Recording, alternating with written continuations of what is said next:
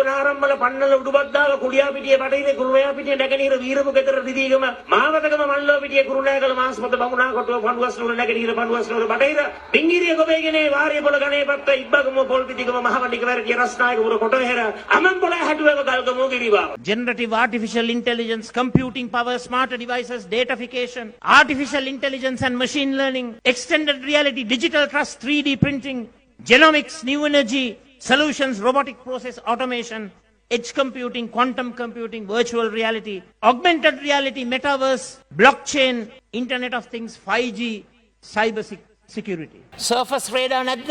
sonar buoys නැද්ද? underwater sonar networks නැද්ද? towed sonar නැද්ද? satellite surveillance නැද්ද? ballistic missile submarine නැද්ද? Ohio class submarine නැද්ද? guided missile submarine නැද්ද? Los Angeles class, Sea Wolf class, Virginia class attack submarine එකක්ද? කියන්නකො බලන්න. දැන් ජාතික ආරක්ෂාව හොඳටම රැක ගන්න ඕනේ. අපිට කියන්නකො බලන්නකො මේ ඇවි ආපු සබ්මරීනය බැලිස්ටික් මිසයිල් සබ්මරීනයක්ද? ඔහායෝ ක්ලාස් සබ්මරීනයක්ද? එහෙමත් නැත්නම් ගයිඩඩ් මිසයිල් සබ්මරීනයක්ද? මේවා ගැන පාර්ලිමේන්තුවට ප්‍රකාශයක් ඉදිරිපත් කරන්න. ලොස් ඇන්ජලිස් ක්ලාස්, සී වුල්ෆ් ක්ලාස්, වර්ජිනියා ක්ලාස් ඇටැක් සබ්මරීන් එකක්ද? දැන් ජාතික ආරක්ෂාව ඉහළටම තියෙනවා නම්, රටේ හදිසි නීතිය ඉහළින්ම ක්‍රියාත්මක වෙනවා නම්, ජාතික ආරක්ෂාව සුරක්ෂිත නම්, කිසි ගැටලුවක් නැත්නම් අර ගහපු සබ්මරීනිය මොකද්ද කියලා රටට ඉදිරිපත් කරන්නකෝ. ඒව ගැන ඔබතුමන්ලට දැනුමක් නැහැ. ඒව ගැන අවබෝධයක් නැහැ. ඒව ගැන අවබෝධයක් ලබා ගන්නට හැකියාවක් නැහැ. නිකම් බොරුවට හැමදාම විපක්ෂයට බනිනවා. විපක්ෂයේ බියගුළු තත්ත්වයක් ඇති කරනවලු. එතකොට දැන් කිව්ව මේ 208ක් බේරගත්තලු. හැබැයි 208ක් බේරගන්න ඉස්සෙල්ලා 130කට වැඩි ප්‍රමාණයක් ජීවිත පරිත්‍යාග කරා. ඒක කොහොමද උනේ?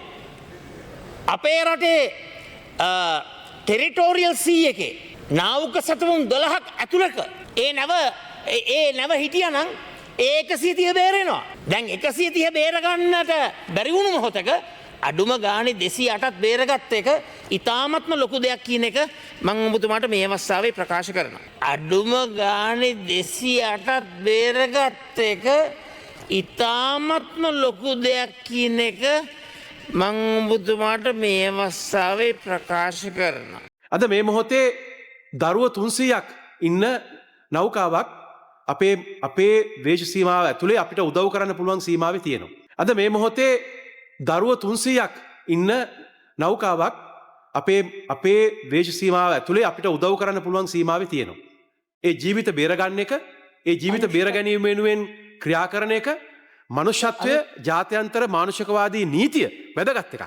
ජනාධිපතිතුමනි, අපි අද දවසේදී දැක්ක විපක්ෂයේ മന്ത്രിවරයෙක් මේ මොහොතේ දරුවන් 300ක් සිට නෞකාවක් අපට උදව් කළ හැකි මුහුදු සීමාවේ තිබෙනවා කියලා යම්කිසි ප්‍රකාශයක් අද දවසේදී පාර්ලිමේන්තුවේදී සිදු කරනවා. දැන් ඔබතුමා සඳහන් කරපු කාරණේත් එක්ක අපිට දකින්න පුළුවන් මේක යථාර්ථය අපි හොඳටම දැන් දන්නවා.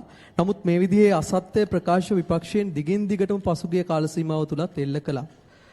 මොකද්ද අපි දෙන උත්තරය? ඔබතුමා මොකද්ද දෙන උත්තරය? ඇත්තට මම හිතන්නේ හැම විටම මට මතකයි, ඔබට මතක ඇති අර දිට්ව කුණාටුව වෙලාවේදී කලාවේ ආසන්නයේ බස් රථයක් සිරවී තිබුණාට පසුව මා දැක්කා විනාඩියෙන් විනාඩිය සමහර മന്ത്രിවරු පෝස්ට් නේද නිකුත් කරන්න පටන් ගත්තා. දැන් මේ විදිය දැන් මෙතන දැන් බස් එකේ ජනේල ගාවට වතුර ඇවිල්ලා දැන් ජනතාව වහලේ උඩ. හැබැයි අපි මොකද්ද කරේ? අපි කිසිවක් ගැන සැලකිලිට භාජනය නොකර රාජ්‍යයකට අපේ වගකීම ඉටු කරා. දැනුත් මා දැක්ක ළමයි 300ක් පිළිබඳ සාකච්ඡාවක්. මම ඔබට කිව්වා කවුද ඉන්නේ කියලා. 208ක් ඉන්න මීට අමතරව කාර්ය මණ්ඩලීන්. එතකොට මේක තමයි ඇත්ත කතාව. ඒතර ඉන්නේ කවුද? කැඩෙට් නිලධාරීන්,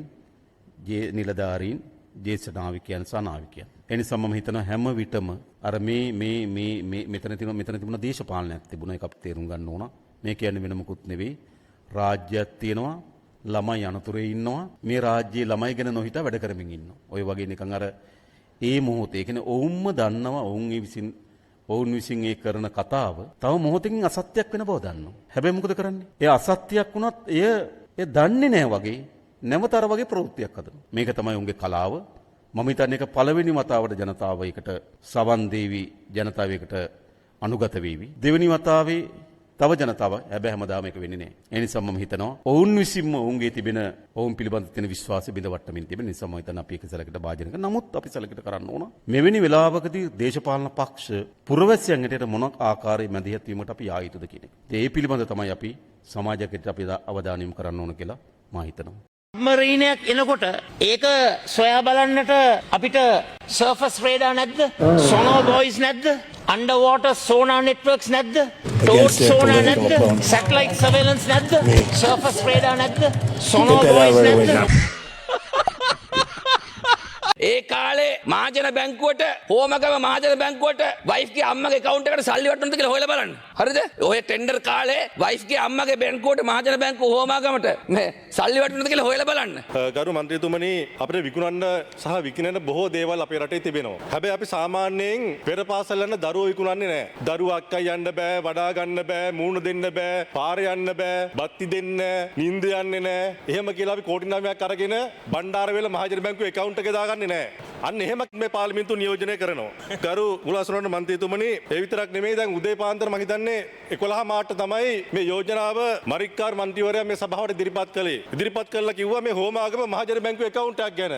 හෝමාගමට Google ගැහුවට පස්සේ කිලෝමීටර් 10යි. විනාඩි 36යි යන්න එන්න. දැන් මම හිතන්නේ 10 පාරක් විතර ගිහිල්ලා එන්න කාලය තියෙනවා. මම හිතන්නේ මරික්කාර් මන්ත්‍රීතුමා හෝමගමට යන්න නෙමෙයි හැදුවේ Tamanට බොරු තොරතුරු දුන්න එකාගේ ගේ හොයාගෙන යනවා ඇති. ඒ නිසා ඉක්මනට මේ සභාව ඉවරන්න කලින් මරික්කාර් මන්තුමා account number එකයි ගානයි හොයන් කියලා අපි විශ්වාස කරනවා.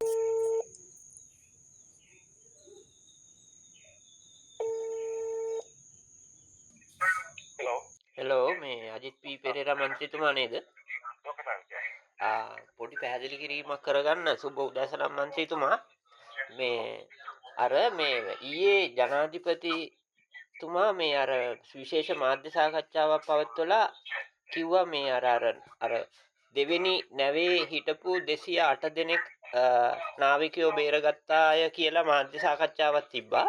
එතකොට මේ පොඩ්ඩක් ඔබතුමාලට ලැබිලා තියෙන තොරතුරු අනුව මේ ඔබතුමා මුලින් අර සඳහන් කරලා තිබුණා යම් අවස්ථාවක දරුවෝ 300 ගාණක් ඉන්න නැවක් මුහුදේ තියෙනවා කියලා. මේ ඒ නැවද එහෙම නැත්නම් වෙනත් නැවක්ද කියන එක ගැන තොරතුරු තියනවද දැනට?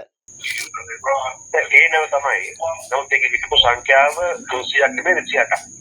එතකොට අර 300 ගණනක් දරුවෝ ඉන්නවා කියපු නැව නෙමෙයිද මේක? ඒක නැත්තම් දැනටත් තාමම එහෙම නැවක් මුහුදේ තියෙනවද කියලා වගේ තොරතුරක් තියෙනවද? නෑ මේක. ඒ නැවේ ඉතින් දීපු 208යි. ආහා. මීට අමතරව වෙන නැවකුත් නෙමෙයි ඒක නේද? ඊයේ දින මම සඳහන් කරා අපේ රටට ආසන්නේ 300කට ආසන්න ප්‍රමාණයක් දරුවෝ නැවක ඉන්නවා අපේ පිහිට බලාපොරොත්තුවෙන් කියලා. මම එක සඳහන් කරේ ඒගොල්ල කැඩෙට්ස්ලා. ඒගොල්ලන් දරුවෝ මම කිව්වේ නෑ මේ අවුරුදු 5-6 දරුවෝ කියලා. හරි අත දරුවෝ කියලා. හරි ඒගොල්ල කැඩෙට්ස්ලා. හරිද? එතකොට ඒ කැඩෙට්ස්ලා 300 නෙමෙයි. ඒ කැඩෙට්ස්ලා 300 නෙමෙයි ඒක 208යි කියලා කිව්වා. හැබැයි ඒ දරුවෝ ඒගොල්ල නාවික ශිෂ්‍යෝ. එබ හැමෝගෙම දරුවෝ. මේ රටේ මේ මනුෂ්‍යත්වය සලකන්න ඕනේ. එබ හැමෝගෙම දරුවෝ